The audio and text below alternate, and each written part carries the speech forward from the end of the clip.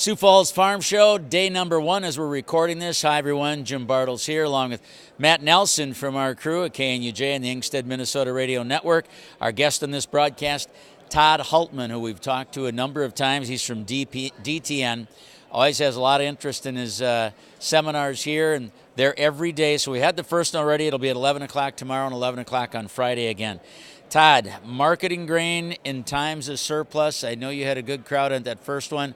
Give us a little upside of what you're talking about and what people could take in if they make it for either tomorrow or Friday. Yes. Well, times of surplus is certainly no surprise to anybody that's been paying attention the last few years. We're among the lowest prices we've had in a long time, and those ending stocks just keep getting bigger and bigger. So how do you survive in this environment? I tried to give them the best tips that I could. We look at seasonal timing and trying to shoot for that. But as we look ahead, we could be looking possibly at a 7th consecutive year of roughly growing good weather and big crops again in 2019, and that's our big concern. Okay, so how many questions came up about what's going to happen with the markets? Well, that's always seems to be the meat of the seminar, and we try to answer those the best we can. But I would have to say there's a lot of concern around trade talks with China. That's an issue that's just not going away, and it means so much for our soybean markets. So, boy, if we could answer that question, it would be a lot easier to answer some of the others. There seems to be some optimistic words coming about that those trade talks are going to come along, that there is going to be some movement. How big of a difference will that make, do you think, in our markets and perhaps in our prices on the grain?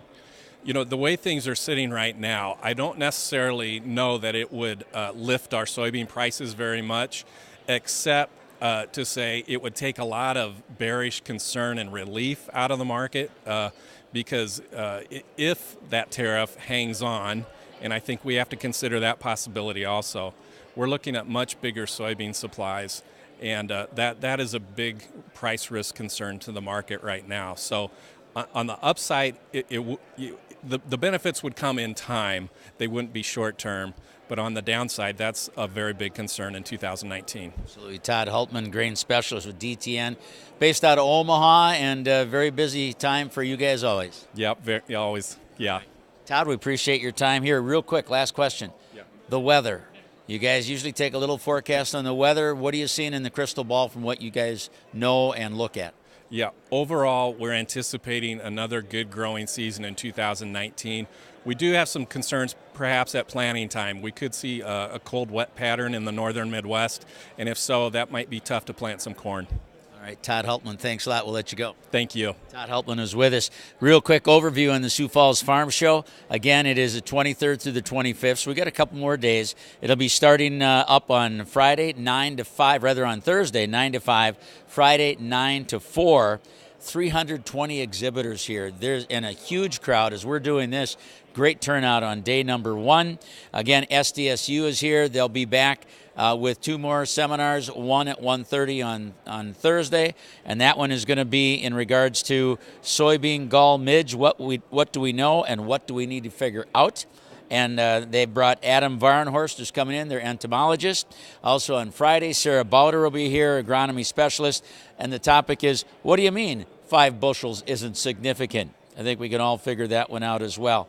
SiouxFallsFarmShow.com is the website, so you can find out more there as well. If you come early, they got some free breakfast opportunities here at the start of the show, so you want to check that out also. Let's take just a little cruise. We got a big turnout. Matt's going to just pick up the old camera, and we'll walk down here a little ways, and you'll get a chance to see what we've got in the aisles for the booths. And we'll also take a quick peek inside the one arena, and they've got more than one. There's 320.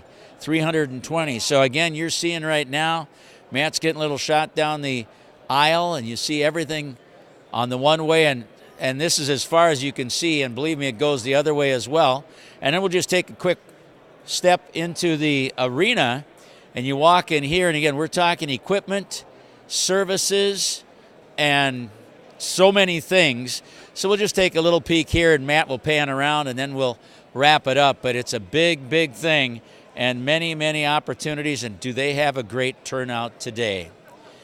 Well, that's going to do it for now. Along with Matt Nelson, we're coming to you from Sioux Falls.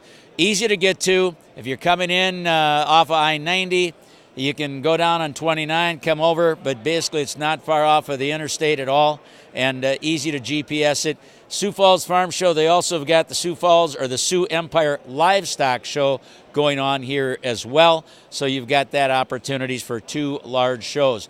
That show's been going on for over 60 years. This show, over 22 years. Thanks so much. Along with Matt, this is Jim. That's your update from the Sioux Falls Farm Show on KNUJ and the Inkstead, Minnesota Radio Network.